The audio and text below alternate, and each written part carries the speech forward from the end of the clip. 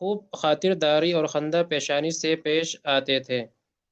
Number 54 ابن سعد رحم اللہ تعالی نے حبیب بن صالح، پیج چینج ہو گیا حضرت، یہ آگے تو نہیں چلے گئے؟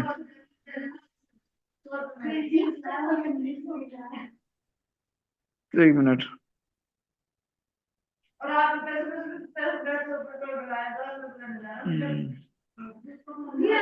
کسی کو یاد ہے؟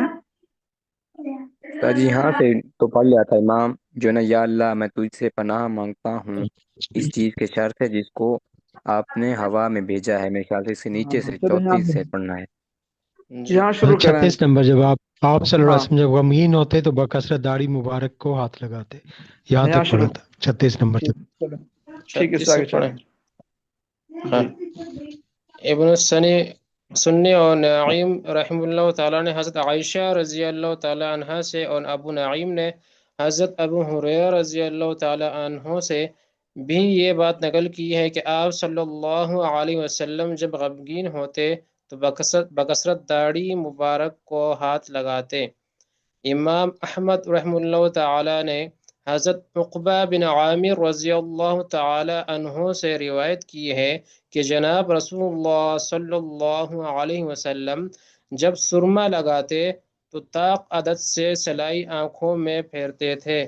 دوسری حدیث میں جس کو ترمذی وغیرہ نے روایت کیا ہے، یہ بات ہے کہ ہر آنکھ میں 3 سلائی سرما لگاتے تھے۔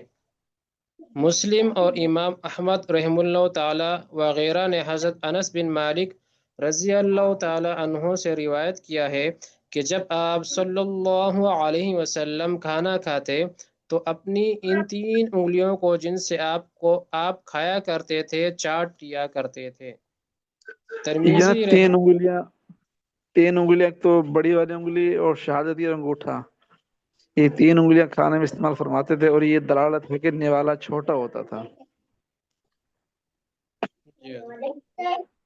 چلیں جی۔ ترمذی رحم اللہ تعالی نے حضرت ابو ہریرہ رضی اللہ تعالی عنہ سے روایت کیا ہے کہ جب آپ صلی اللہ علیہ وسلم کو کوئی دشواری پیش آتی تو سر مبارک کو آسمان کی طرف اٹھا کر سبحان اللہ العظیم پڑھتے۔ ابو داود اور ابن ماجہ رحم اللہ تعالی نے حضرت ابو موسیٰ اشعری رضی اللہ تعالی عنہ سے روایت کیا ہے کہ رسول اللہ صلی اللہ علیہ وسلم جب کسی کو کسی کام کے لیے بھیجتے تو فرما دیتے کہ لوگوں کو خوشخبری سنایا کرو، ان کو نفرت نہ دلاؤ، آسانی کرو، سختی نہ کرو۔ جی۔ ابو داود اور ترمذی رحم اللہ تعالی نے حضرت سحر بن سخر وداع سخر سخر یہ سخر جی سخر بن وداع رضی اللہ تعالی عنہ سے روایت کیا ہے کہ رسول اللہ صلی اللہ علیہ وسلم جب لشکر کو روانہ کرنے کا ارادہ فرماتے تو دن کے شروع میں روانہ فرماتے تھے کیونکہ وہ برکت کا وقت ہے۔ ابو داود رحم اللہ تعالی عنہ نے حضرت عائشہ رضی اللہ تعالی عنہ سے روایت کیا ہے کہ رسول اللہ صلی اللہ علیہ وسلم کی عادت تھی کہ جب آپ صلی اللہ علیہ وسلم کو کسی شخص کی کوئی بات بری معلوم ہوتی تو آپ اس کو نصیحت کے وقت یہ نہیں فرماتے تھے کہ فلاں شخص کا کیا حال ہے کہ وہ ایسا کام کرتا ہے یا ایسی باتیں کہتا ہے، بلکہ یوں فرماتے تھے لوگوں کا کیا حال ہے کہ ایسی ایسی باتیں یعنی بری باتیں کہتے ہیں اور ایسے ایسے یعنی برے کام کرتے ہیں۔ سبحان اللہ، کیا حسن اخلاق تھے رسول اللہ صلی اللہ علیہ وسلم کے، اور کیا دانائی تھی کہ نصیحت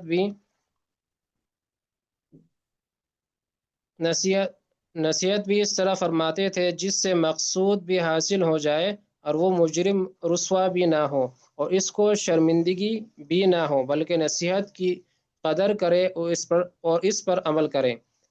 ابو نعیم رحم اللہ تعالی نے اولیاء میں حضرت ابو سعید خدری رضی اللہ تعالی عنہ سے یہ روایت حلیت کیا ہے. الاولیاء، حلیت الاولیاء لفظ ہے یہ نا، جی ہاں، حلیت الاولیاء۔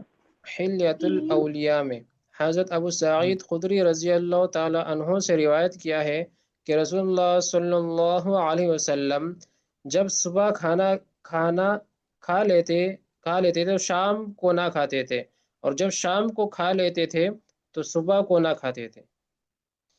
فائدہ یعنی ایک مقصود. کھانے کا معمول تھا، جی جی. ایک ٹائم کھانے کا معمول تھا، یہ عام صحابہ کرام کا یہ معمول تھا۔ جی ماشاء اللہ.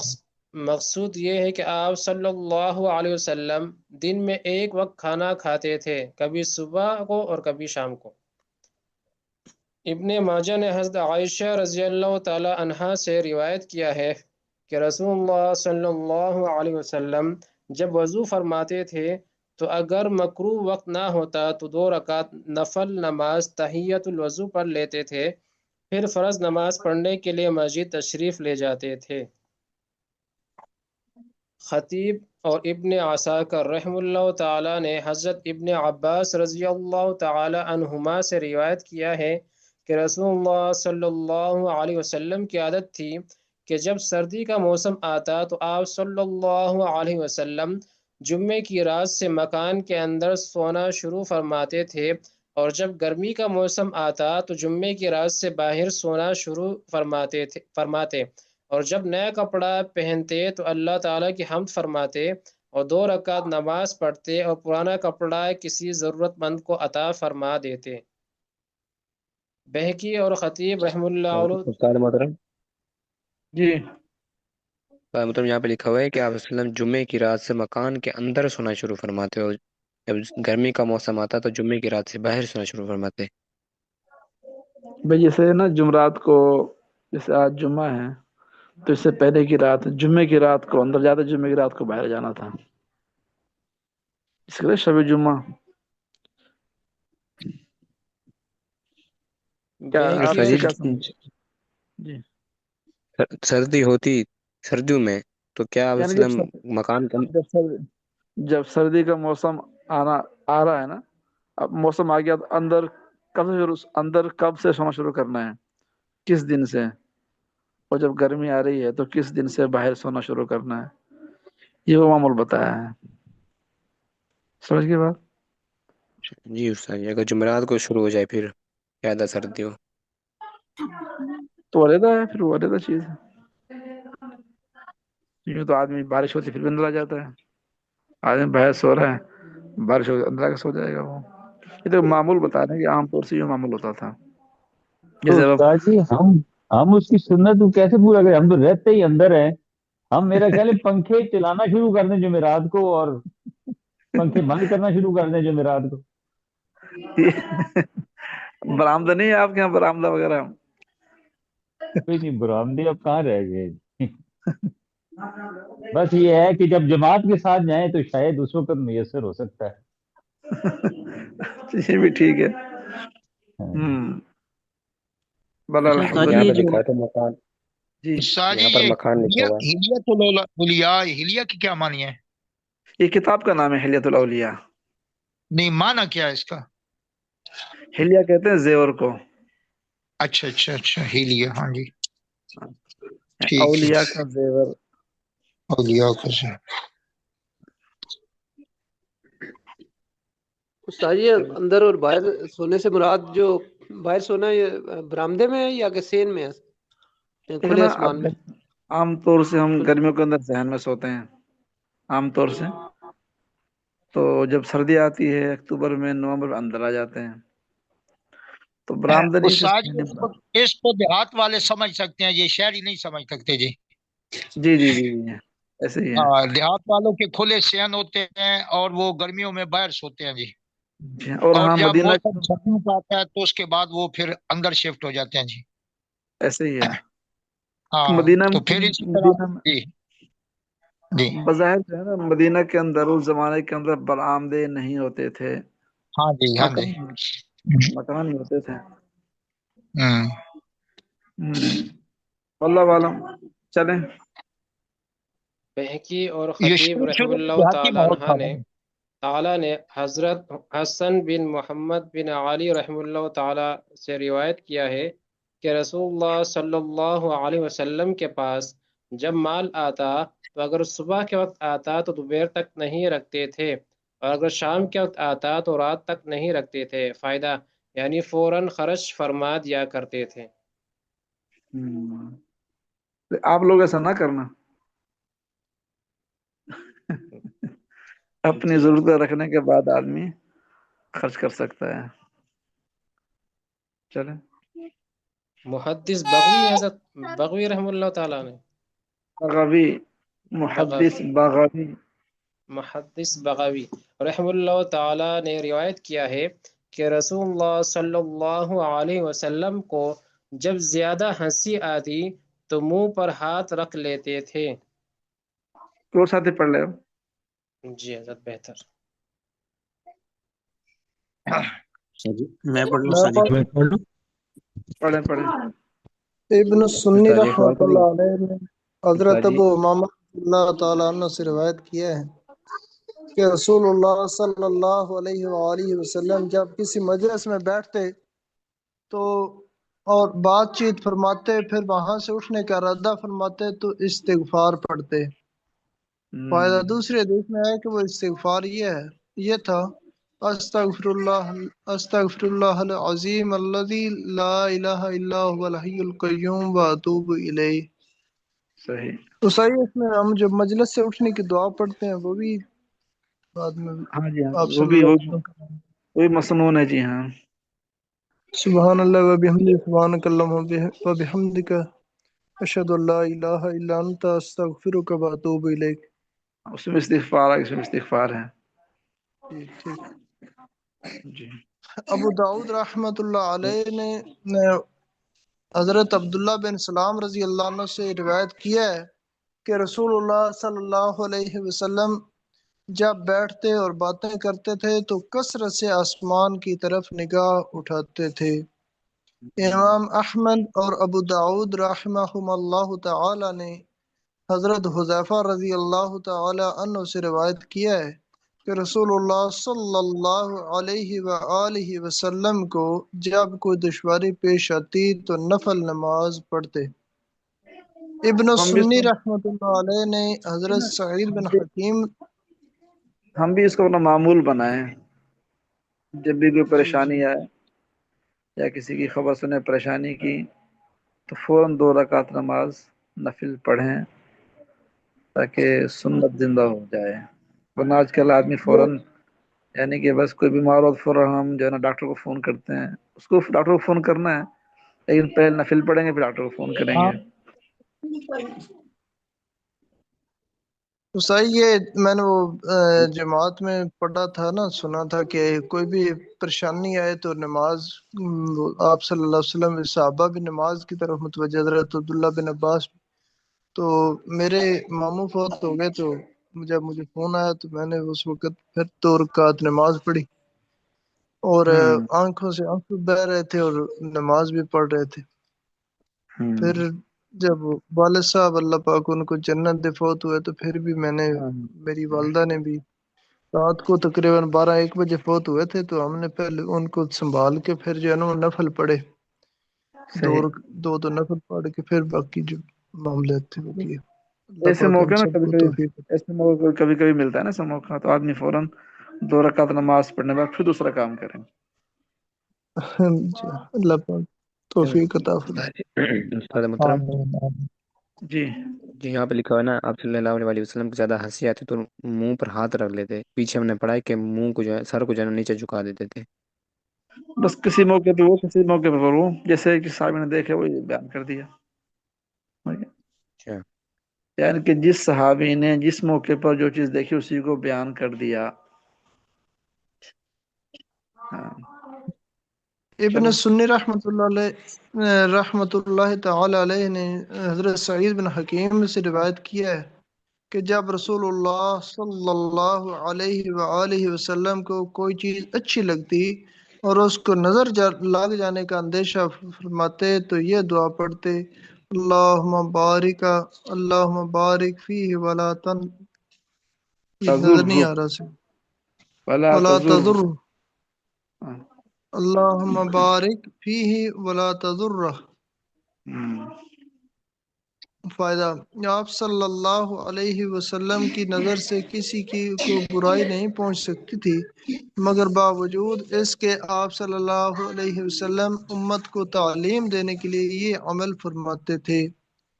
ابن سعد نے مجاہد سے روایت کیا ہے کہ رسول اللہ صلی اللہ علیہ وسلم جب کسی عورت کو نکاح کا پیغام دیتے تھے اور وہ منظور نہ ہوتا تو دوبارہ اس کا ذکر نہیں فرماتے تھے، یعنی اصرار نہیں فرماتے تھے۔ اگر پیغام منظور ہو جاتا تو نکاح فرما لیتے ورنہ خاموش رہتے اور کسی پر دباؤ نہیں ڈالتے تھے۔ آپ صلی اللہ علیہ وسلم نے ایک عورت کو پیغام نکاح دیا، اس نے انکار کیا، پھر خود اس نے آپ صلی اللہ علیہ وسلم سے نکاح کرنا چاہا تو آپ صلی اللہ علیہ وسلم نے کہا ہم نے دوسری عورت سے نکاح کر لیا۔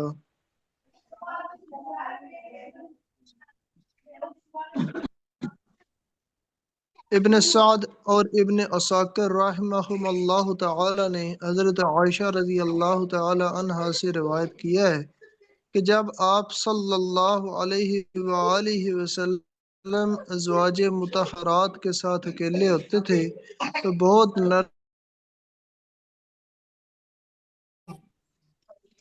ابن سعد رحمۃ اللہ علیہ نے حبیب بن صالح رحمۃ اللہ تعالی علیہ سے روایت کیا ہے کہ رسول اللہ صلی اللہ علیہ وسلم جب بیت الخلاء میں تشریف لے جاتے تو جوتے پہن کر جاتے اور سر کو ڈھک لیتے تھے۔ جی ہاں یہ عیسائی کئی دفعہ نا کچھ لوگ میں نے دیکھے وہ بیت الخلاء میں جاتے ہوئے نا وہ اہتمام سے ٹوپی اتار کے جاتے ہیں، تو پھر اچھا کئی دفعہ ان کو مطلب ہے کہ وہ کہ ٹوپی اتار کے رکھ کے پھر ان کو وہ کئی دفعہ عرض کیا ہے کہ جب سر ڈھاک کے جائے تو پھر وہ بہرحال ان کو معلوم نہیں ہوگا نا، ان کو معلوم نہیں ہوگا. جی جی سر ڈھانک کے بہرحال جاتے آدمی کپڑا رکھے، ٹوپی اوڑھ لے، کوئی تولے اوپر اوڑھ لے، کوئی چیز ہو تو آدمی سر ڈھانکنا. اچھا حضرت پگڑی پہن کے بیت الخلاء نہیں جانا چاہیے؟ پگڑی ہو تو بس پگڑی اتار کے ٹوپی پہننی چاہیے۔ شاید کہیں پڑھا ہے کہ مکروہ ہے. اب میں نے دوبارہ مجھے حضرت مل شیخ کو حضرت شیخ کا عمل دیکھا میں نے کہ وہ بیت الخلاء میں پگڑی کے ساتھ نہیں جاتے، جب بھی جانا ہو تو پھر وہ پگڑی اتار کے ٹوپی پہنتے ہیں پھر جاتے ہیں۔ ہم نے دیکھا نا استاد محمد رحمان صاحب کو بھی، تو وہ بھی جو ہے نا بالخلا میں ٹوپی ہی اوڑھ کے جاتے تھے، پگڑی باہر رکھ جاتے تھے. شاید پگڑی کی عظمت ہو، واللہ عالم. ویسے استاد میں جی نے اس میں میرے جی جی کہیں میں نے پڑھا کہ مکروہ ایک ہے. اچھا چلو ایسے ہو ایک مول صاحب وہ استاد تھے ہمارے، وہ فرماتے تھے کہ اصل میں جو پگڑی لمبا وہ شملہ لمبا ہو نا تو پھر اس کو تو مطلب اتنا لمبا نہیں رکھنا چاہیے کہ اگر بندہ بیت الخلاء میں بیٹھا ہو تو وہ نیچے لگے، اور ہاں چھوٹا ہو تو جیسے اس سے پھر معلوم. یہ بھی پہلو ویسے کم جاتے ہیں، جو ہے نا مجبوری ہو تو اور بات ہے، کسی کے پاس ٹوپی نہیں پگڑی پہن کے جائے گا وہ، لیکن مناسب نہیں لگتی پگڑی پہن کے جایا ہوں. جی جی ٹھیک ہے۔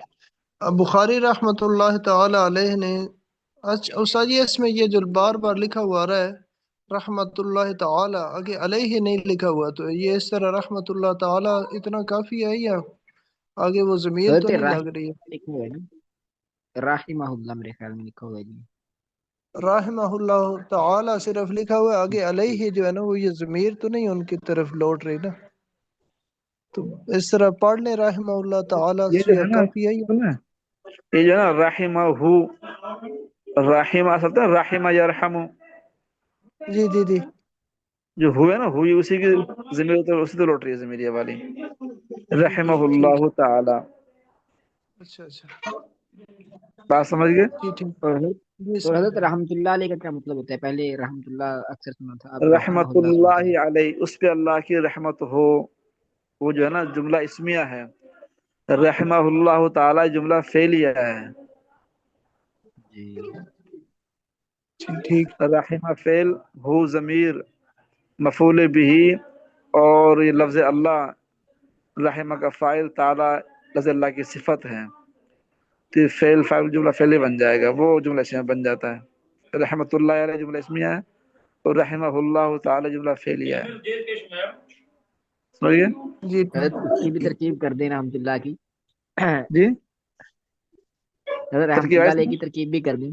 मैं उसकी कर देता हूँ, मैं कोशिश करता हूँ कि ताकि सब ये इम्तिहान भी हो जाए हमारा, कि रहमतुल्लाह जो है ना वो मुजाफ और मुजाफ इलैह मिलकर जो है ना वो मुब्तदा इसम हुआ, सही, ठीक मुब्तदा है। हुआ। और रहमतुल्लाह और अला जो है ना ये मतलब हर्फ है जर, वो हर्फ जार, और हाज ज़मीर जो है वो मजरूर है, जार मजरूर मिलकर मुताल्लिक हुए। साबितुन, मुब्तदा में नहीं, ये साबितुन के मुताल्लिक करके ना इसको, फिर ये खबर बन जाएगी। जी हाँ, साबितुन के मुतालिक हुए, और ये खबर मुब्तदा और खबर मिलकर जो जुमला ये इसमिया खबर, खबरिया हो। माशाअल्लाह। ठीक है इंशाअल्लाह। तो बुखारी रहमतुल्लाह ताला ने हजरत इब्न अब्बास रजी अल्लाह ताला अन्हु से रवायत किया है कि रसूलुल्लाह सल्लल्लाहु अलैहि वसल्लम जब किसी मरीज की इयादत फरमाते तो उससे ये कहते थे, ला बअस तहूरुन इंशाअल्लाह ताला। तबरानी चलो इंशाल्लाह रहमतुल्लाह अलैह। बाकी इंशाल्लाह फिर जी कल करेंगे, नमाज का टाइम